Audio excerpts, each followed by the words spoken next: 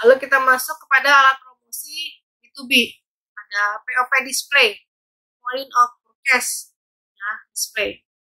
Di sini POP itu adalah tampilan atau titik pembelian. Jadi produsen membuat suatu alat promosi berupa banyak ya, bisa berupa rak, berupa karton, banner, atau penanda ya yang berada di dalam titik-titik pembelian, misalnya berada di dalam rak-rak atau di suatu tempat promosi tertentu.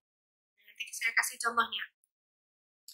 Nah, POP ini didesain dan secara khusus dibagikan kepada supplier-suppliernya. Lalu yang kedua ada kontes penjualan. Kontes penjualan dilakukan untuk memotivasi tenaga penjual atau supplier dalam meningkatkan penjualannya. Hadiah diberikan kepada tenaga penjualan atau supplier untuk yang mampu meningkatkan penjualan dengan persentase terbesar. Misalnya kayak ada supplier atau penjual dari mobil Suzuki, ketika dia dapat target penjualannya tercapai, dia dapat hadiah mudik gratis, atau kontes foto, jadi kontes selfie misalnya gitu ya. Jadi banyak nih bentuk-bentuk kontes penjualan yang suka ada ya, baik di Instagram maupun di media-media konvensional. Kemudian ada pameran pedagang. Pameran pedagang diikuti oleh ribuan perusahaan yang memamerkan produknya dan juga melakukan perdagangan saat di pameran tersebut. Di sini fungsinya untuk meningkatkan transaksi pemasaran produk dan juga bisa melakukan demonstrasi serta memberikan informasi langsung tanya jawab kepada konsumen. Contoh-contohnya seperti ada Jakarta Fair, pameran dagang Indonesia dari Kementerian Perdagangan, atau juga bisa jadi dari pameran dagang ini dilakukan oleh swasta yang punya bidang tertentu, misalnya ada wedding fair. Nah, wedding fair itu kan nggak hanya tentang tempat melakukan pernikahan, bisa saja tempat wisatanya untuk bulan madu, bisa ada jasa videografi, jasa fotografer, atau misalnya catering, semua ngumpul yang berkaitan dengan wedding ada di dalam pameran tersebut. Lalu ada juga yang dibuat adalah pertemuan tenaga penjual.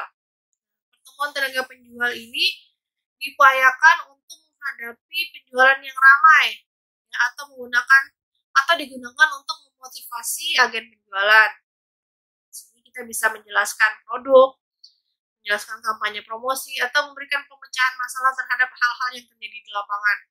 Ini contohnya seperti ada spektakulernya Herbalife, ya. Dia selalu melakukan pertemuan tenaga penjual. Next ada push money atau PM atau pemberian uang.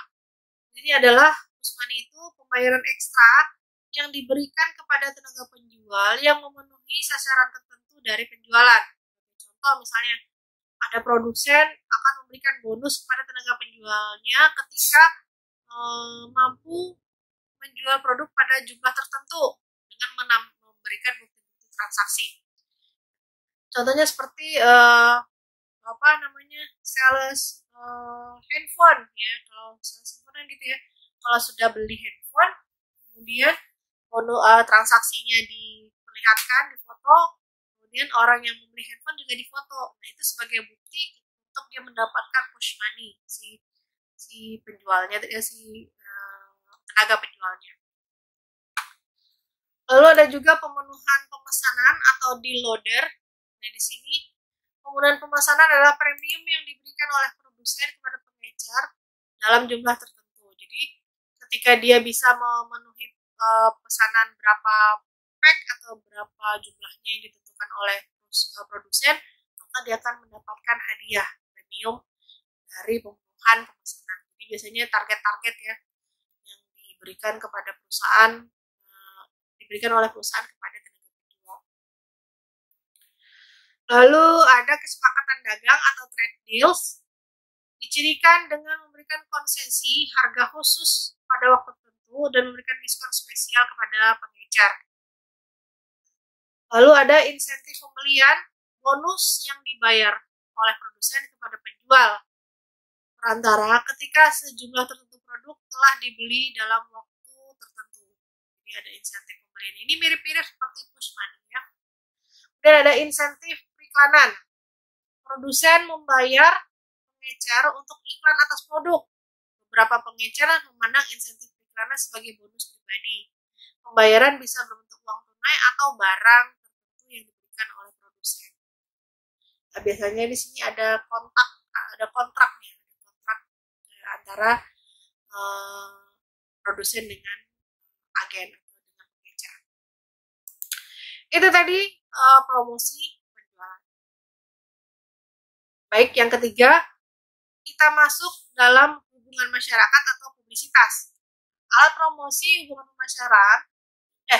masyarakat, berusaha memupuk hubungan baik dengan berbagai masyarakat di sekitar perusahaan dengan mendapatkan publisitas yang menguntungkan sehingga bisa memupuk citra perusahaan yang baik. Alat utama hubungan masyarakat itu yang pertama adalah hubungan pers atau aktivitas pers. Di sini menciptakan dan menempatkan informasi bernilai berita dalam media internal maupun eksternal untuk menarik perhatian terhadap orang, produk, dan jasa. Kemudian ada publisitas produk. Nah, di sini mempublikasikan produk tertentu, tapi bukan iklan, ya seperti ada advertisement, ya, bukan advertisement, apa sih namanya saya lupa. Bentuk iklan tapi bukan periklanan, ya dia seperti iklan cetak. Kemudian ada komunikasi korporat, komunikasi internal dan eksternal, serta mempromosikan pemahaman tentang organisasi, melobi, ya, membangun dan mempertahankan hubungan dengan anggota legislatif atau pejabat pemerintah yang mempengaruhi peraturan dan perundang-undangan terkait dengan pemasaran produk. Kemudian ada konseling, aktivitas memberikan saran dan pendapat kepada manajemen mengenai masalah-masalah yang berkaitan dengan publik serta mengenai posisi dan citra perusahaan. Hubungan masyarakat. Di sini hubungan masyarakat tadi ada bauran humasnya. Thomas L. Harris melahirkan konsep marketing public relation, di mana peran humas dijabarkan sebagai pensil. Pensil ini adalah publikasi. Setiap fungsi dan tugas humas adalah menyelenggarakan publikasi atau menyebarluaskan informasi melalui berbagai media tentang aktivitas atau kegiatan perusahaan atau organisasi yang pantas diketahui oleh publik. Oh iya, nah, publisitas produk ini bisa jadi informasial. Ini bikin iklan tapi bukan iklan. Lalu adanya bauran humas itu tadi pensilnya penyusunan program acara atau special event. Sebuah acara khusus yang dilaksanakan untuk mendapatkan perhatian dari media, kemudian bermuara kepada perhatian publik tentang suatu perusahaan. Kemudian ada pemberdayaan masyarakat atau yang dikenal sebagai community development, merupakan pengembangan masyarakat yang diarahkan untuk memperbesar akses masyarakat mencapai kondisi ekonomi, sosial, budaya yang baik apabila dibandingkan dengan kegiatan yang sebelumnya. Jadi dia membangun komunitas tapi dengan cara membawa nama perusahaan, biasanya CSR. Ya. Produk-produk dari hubungan masyarakat di sini adalah siaran pers, ya, bisa berupa feature story atau news conference, pernyataan resmi yang dikeluarkan perusahaan untuk media cetak, televisi, radio, ataupun sosial media. Tujuannya memberikan informasi yang pantas dimuat mampu menimbulkan perhatian publik terhadap perusahaan. Lalu bentuk berikutnya ada latar belakang atau backgrounder. Backgrounder ini terdapat dalam bagian akhir dalam siaran pers tadi, berisi uraian singkat informasi tentang manfaat bagi penumpang tulisan wartawan. Latar belakang terutama dilakukan oleh perusahaan baru yang ingin memperkenalkan perusahaannya. Kemudian produk dari hubungan masyarakat ini ada media internal. Nah, di sini biasanya berupa majalah, bisa tabloid atau buletin yang disebarkan di dalam internal perusahaan. Bisa juga bentuknya laporan tahunan. Kemudian ada annual report, laporan tahunan publikasi perusahaan menyangkut perkembangan pencapaian yang berhasil diraih dalam setahun. Annual report dikomunikasikan kepada stakeholder. Annual report didesain dengan membuat kombinasi bentuk grafik, foto dengan narasi-narasi untuk menjelaskan dari foto tadi. Nah, ini tadi yang saya bilang informasional. Ada advertorial. Advertorial adalah iklan yang ditulis dengan gaya bahasa jurnalistik. Advertorial adalah penyajian materi secara persuasif kepada publik melalui media massa. Nah, tadi yang saya bilang di atas itu dia melakukan publisitas produk dalam bentuk informasional dan advertorial. Lalu juga produk dari public relation itu atau hubungan masyarakat itu adalah profil perusahaan atau company profile atau corporate identity juga bisa di sini berupa profil perusahaan yang menunjukkan ciri khas, menunjukkan budaya perusahaan, menunjukkan kinerja. Nah ini kemudian company profile ini diberikan kepada investor atau stakeholder yang bekerja sama dengan perusahaan. Bentuk lainnya itu adalah nawala atau newsletter, lembaran berita yang merupakan alat komunikasi yang digunakan oleh humas untuk memberikan informasi mengenai perusahaannya. Bisa disebarkan di dalam perusahaan ataupun di luar perusahaan. Lalu ada prospektus. Nah, di sini merupakan pernyataan formal yang memberikan detail menyangkut saham atau modal yang dimiliki oleh suatu perusahaan. Lalu ada penulisan komentar pembaca. Ada membalas komentar dan keluhan pembaca dalam suatu perusahaan, biasanya di sini di dalam customer service ya. Lalu juga bentuk dari humas itu membuat naskah pidato dan juga membuat iklan layanan masyarakat yang bekerjasama dengan badan atau bidang-bidang tertentu di pemerintahan. Biasanya berkaitan dengan produk yang dimiliki oleh perusahaan. Itu tadi humas atau hubungan masyarakat atau public relation. Selanjutnya ada personal selling atau penjualan personal. Personal selling adalah komunikasi langsung tatap muka antara penjual dan calon pelanggan untuk memperkenalkan suatu produk kepada calon pelanggan dan membentuk pemahaman pelanggan terhadap produk sehingga mereka mau mencoba dan membeli. Ada 6 tipe tenaga penjual. Yang pertama adalah pengirim atau deliverer atau driver. Penjual yang bertugas mengantarkan produk ke tempat pembeli atau kepada pengecer. Yang kedua ada pengambil pesanan di dalam atau inside order taker. Penjual yang melayani pelanggan di dalam outlet. Kemudian ada pengambil pesanan di luar atau outside order taker. Penjual yang mencari pembeli atau mendatangi pembeli. Kemudian ada misionaris. Penjual yang ditugaskan untuk mendidik, melatih, dan membangun nama baik pelanggan atau calon pelanggan. Jadi, misionari ini mencari atau mendidik, melatih si outside dan inside order taker. Insinyur penjual atau teknisi, sales engineering technician, penjual yang harus memiliki atau memberi pengetahuan teknis kepada pelanggan. Ini ada pencipta permintaan atau wiraniaga, kreatif, demand creator atau creative salesperson, penjual yang harus memiliki kreativitas dalam menjual produk, baik produk yang berwujud maupun produk yang tidak berwujud. Nah, biasanya banyaknya itu yang ditawarkan oleh perusahaan adalah pencipta permintaan atau wiraniaga kreatif, demand creator tadi. Kompensasi tenaga penjual. Kompensasi adalah seluruh imbalan yang diterima penjual atas hasil kerja pada perusahaan. Kompensasi bisa berupa fisik maupun non-fisik dan harus dihitung dan diberikan kepada tenaga penjual sesuai dengan pengorbanan yang dia berikan kepada organisasi atau kepada perusahaan. Komisi, bentuk pertama dari kompensasi tenaga penjual adalah komisi. Uang yang diterima uang yang diterima karena seorang tenaga penjualan berdasarkan perolehan persentase penjualannya.